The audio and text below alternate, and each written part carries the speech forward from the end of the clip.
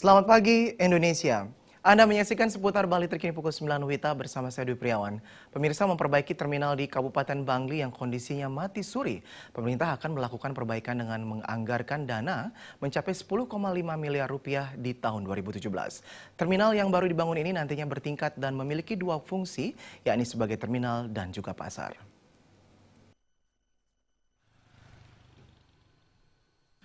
Terminal bertingkat ini nantinya pada bagian bawah dipergunakan sebagai operasional terminal, sedangkan bagian atas diperuntukkan untuk pasar.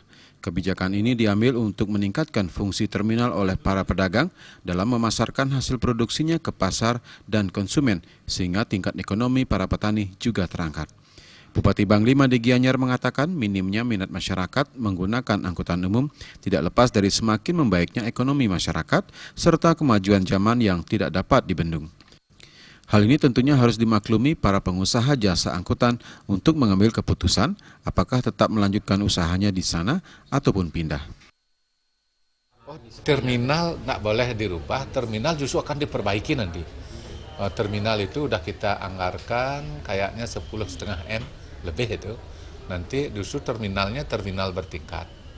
Di bawahnya difungsikan sebagai terminal, berikutnya di atasnya difungsikan juga sebagai pasar dan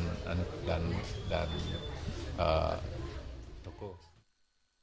Meski telah menjadi keputusan masyarakat menggunakan kendaraan pribadi, namun hendaknya pemerintah menggalakkan angkutan umum untuk menekan angka kecelakaan dan kemacetan yang semakin parah. Trimaja dan Ratna, Bali TV. Nantikan seputar Bali terkini 1 jam mendatang. Selamat pagi dan sampai jumpa.